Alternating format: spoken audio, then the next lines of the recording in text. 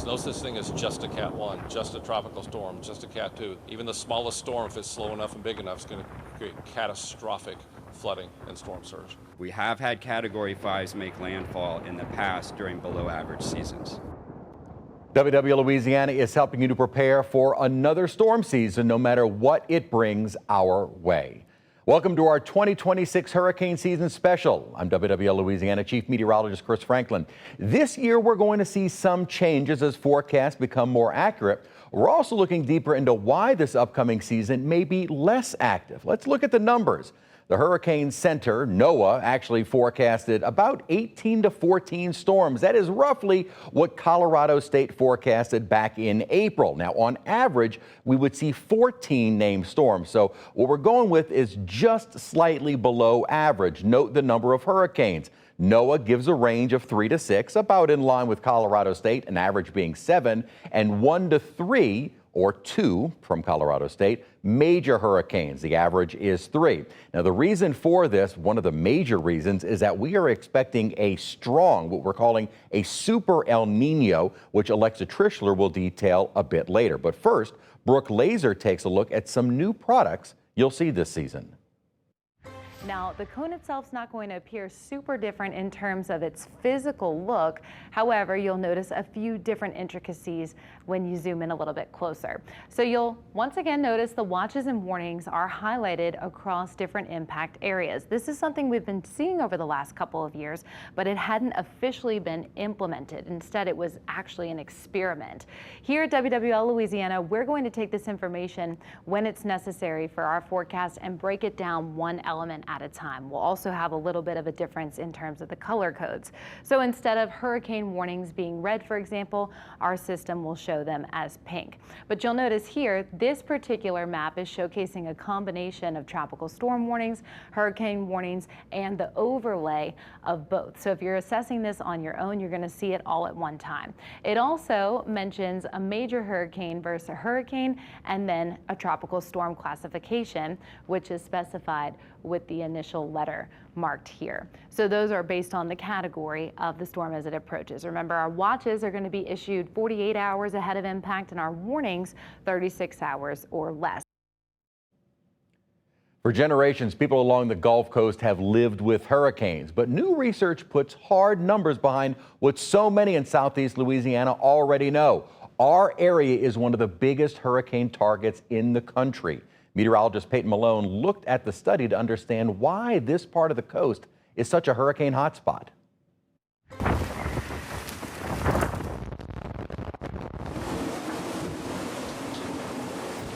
Along the Louisiana coast, hurricanes, they're that unwanted visitor that never stay away for long. Ida, Katrina, Betsy, every generation has its storm, some storms not even named, but a new study has put hard numbers behind even those unnamed storms. At first glance, this map, it's pretty overwhelming. More than a century and a half of hurricanes crowding the coastline. But buried in all those tracks is a clear pattern. Michael Ferragamo, a recent graduate from the University of Oklahoma and hurricane researcher, spent over a year digging through hurricane records. For his research, he looked at every hurricane to strike the U.S. Gulf and Atlantic coast going back to 1851. I did this to kind of help convey the risk side of hurricane landfalls in the U.S., a little bit more than just plotting them on a map. We wanted a closer look at this in our area, so we narrowed it down parish by parish and county by county. We saw Lafourche and Terrebonne top the list, then comes Plaquemine Parish with 33 strikes, St. Bernard following with 29, St. Mary with 27, Orleans Parish with 21, St. Tammany and Harrison County each with 20, and Hancock County with 18. So why is South Louisiana such a hot spot? Ferragamo says the answer is geography. You've got hurricanes that can come in from 3 different angles, really. I mean, you've got hurricanes that can form and come in from the southwest, like Francine did a couple years ago. You can have storms that form over the loop current and then come in from the south, like Katrina did or Ida. And then you can also have storms that come in from the southwest. Southeast Louisiana does not just sit along the Gulf. In many places, it reaches out into it. That gives hurricanes moving through the Gulf more of a chance to run into our coastline. And after studying 307 hurricanes over more than 170 years, that pattern is pretty clear. Southeast Louisiana is one of the places hurricanes find again and again. And for us, the question, it's really never whether another hurricane will come, it's when. And it's also why we have to prepare every season just in case. Probably not news we wanted to hear.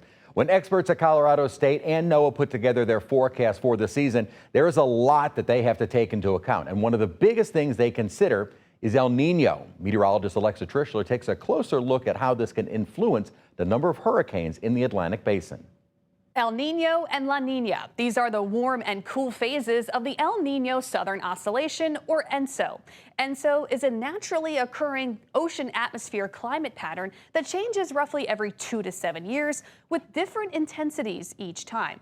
ENSO has a major influence on weather across the globe over extended periods of time, and one thing it does impact, the Atlantic hurricane season. In summer 2026, a strong El Nino is forecast to develop in the Pacific Ocean near the equator. El Nino is when sea surface temperatures are warmer than average due to a shift in the trade winds near South America. A strong El Nino means that ocean temperatures in the equatorial Pacific will be more than 2 degrees above normal. The opposite of El Nino is La Nina. La Nina is when colder than average sea surface temperatures develop in the same region. There's also a neutral phase of ENSO when waters are near average temperatures. An El Nino pattern in the Pacific Ocean typically means less hurricanes will develop in the Atlantic Ocean, and that's due to an increase in vertical wind shear in the Atlantic Basin. Wind shear is the change in wind speed and direction with height in the atmosphere. An increase in wind shear over the Atlantic tends to rip developing tropical systems apart before they intensify. So while an El Nino could mean fewer hurricanes this season, we'll have to watch for other factors that influence whether we'll see more or less. And one of those factors is warm ocean temperatures, the fuel for hurricane development. Another factor we have to consider, West African monsoon, which propagates African easterly waves or disturbances across Africa and into the Atlantic Ocean, which is another seedling for hurricane development. Another important factor we'll have to watch, homegrown storms in the Gulf. They play by their own rules. They form independent of what's going on in the Atlantic waters. So even though El Nino could lead to fewer hurricanes in the Atlantic, the Gulf may have other plans this season. And like we always say, it only takes one storm to make it an active season. The ones that make me nervous are the ones that form in the Gulf. Now to some of the people who will be the first boots on the ground if a storm threatens our area. Meteorologist Brooke Laser sits down with one of the top responders in New Orleans. This will be Helena Moreno's first hurricane season as mayor of New Orleans. She has set up a new structure of deputy mayors to help streamline the response during natural disasters or emergencies. The director of the New Orleans Office of Coordination and Emergency Management, Derek Hessen, explains. The deputy mayors are in these positions to help facilitate and coordinate their departments underneath. And it's a really good bridge between the different directors and agency city departments that the deputy mayors are able to meet. They meet very frequently. They meet with the mayor very frequently. Hessen says having a former NOPD chief as deputy mayor of public safety is a great way to keep first responders on the same page when every second matters. With the deputy mayor, Michael Harrison, he coordinates all of our public safety agencies for the city of New Orleans, and that's been a really good bridge between NOSUM, NOPD, fire. The new administration's plans for opening local shelters are already in place as well. These will be announced ahead of landfall if a threat presents itself. If a storm looks more serious, the mayor has to weigh several factors before calling a mandatory or voluntary evacuation. Those variables include the storm's forecast timeline, severity, and speed. Plus, she needs to finalize plans with our neighboring parishes and state. They can always voluntarily evacuate. Now, the decision for a mandatory evacuation lies with the mayor, but it really needs to be made in coordination with the other regional partners and state partners as well. If the city does call for a mandatory evacuation, it will provide transportation for those who cannot leave on their own. For people with their own transportation, contraflow is still an option, so the Moreno administration is working with government officials in neighboring states to coordinate that possibility. Contraflow hasn't been used since 2008 during Hurricane Gustav. Coming up, hurricanes of any size bring the risk of tornadoes. We'll explain where those are most likely to form. And those forecast cones we're used to are getting more accurate with another experimental release from the National Hurricane Center.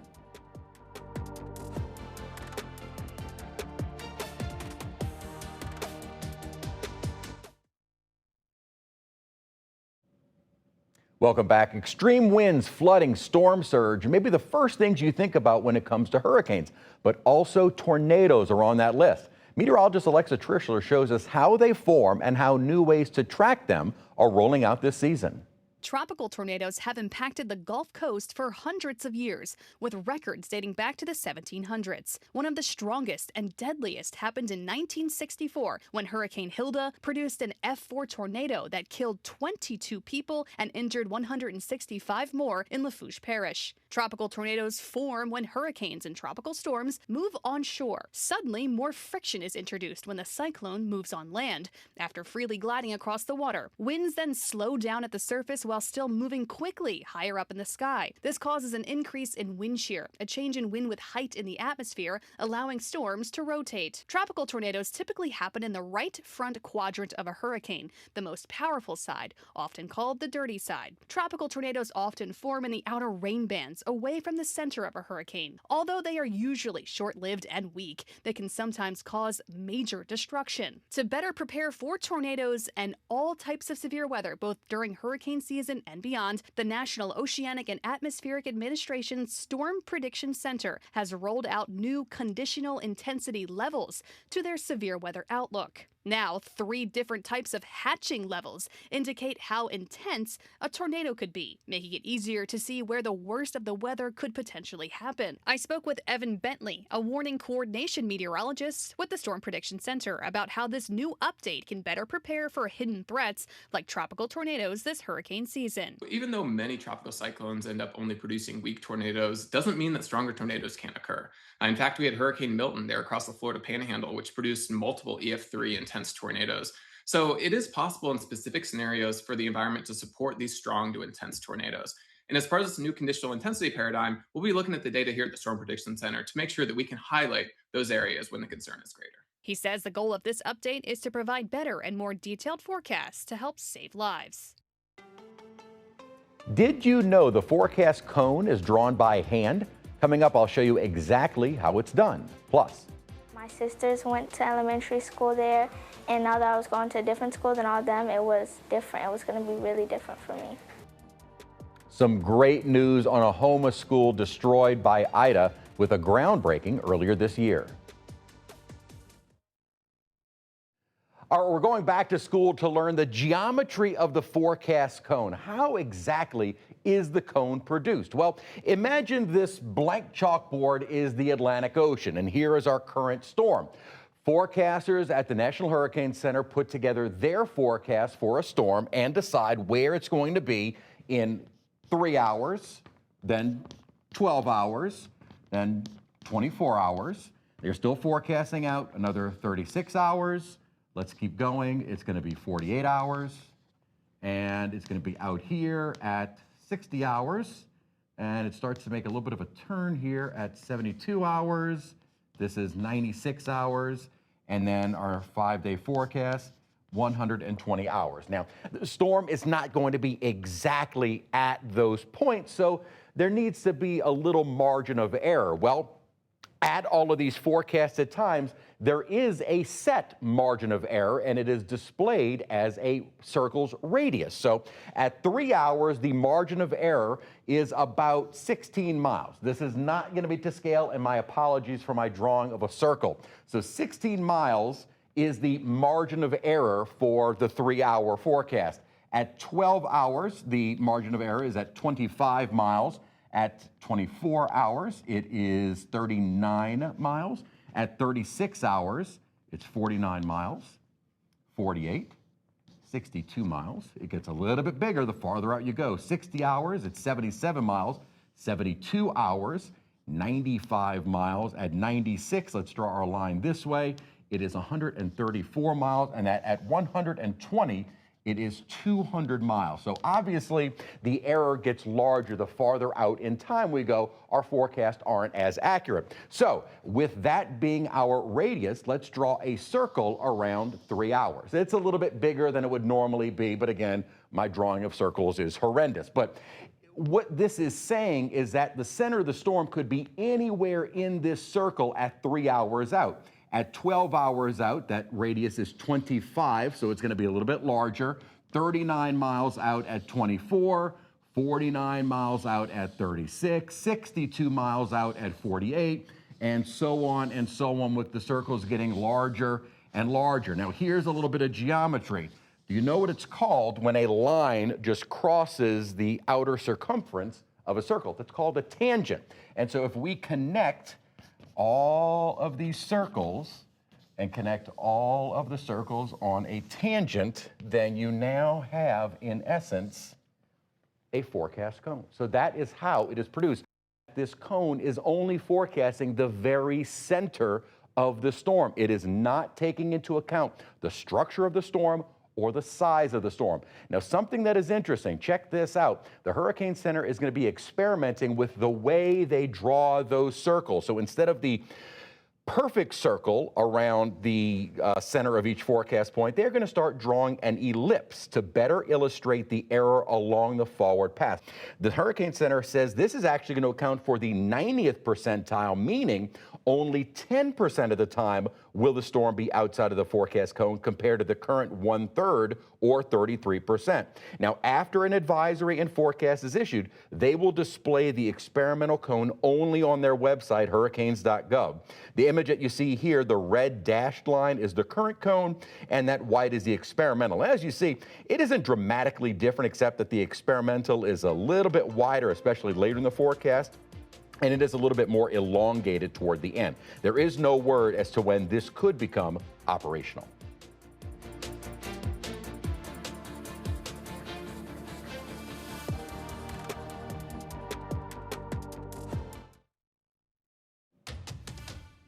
Big news down the bayou. Grand Caillou Elementary officially broke ground on a new facility nearly 5 years after Hurricane Ida destroyed it. Lily Cummings has more on when it will open.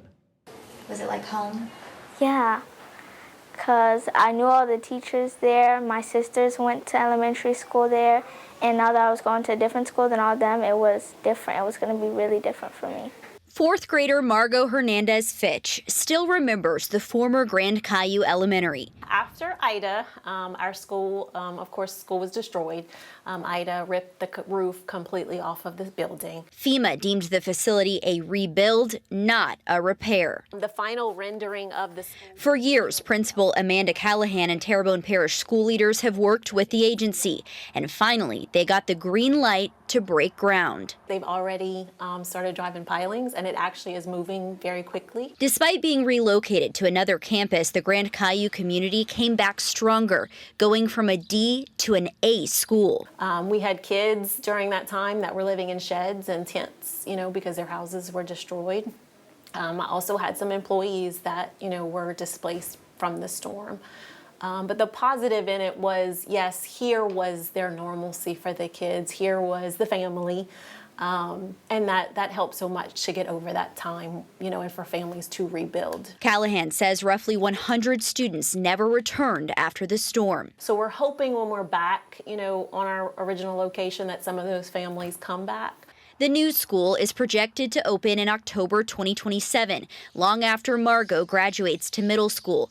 But still, she says seeing other students return to her former home makes her happy. And I was proud that they were going to build the school, and that the people, like the pre-Kers, they're gonna go to that school and they're gonna experience it. In Terrebonne Parish, Lily Cummings, WWL Louisiana. Great news for those kids and their families. Thank you so much for watching our 2026 Hurricane Special. And be sure to download the WWL Louisiana apps for both smart TVs and mobile phones so you can stay connected and safe this season.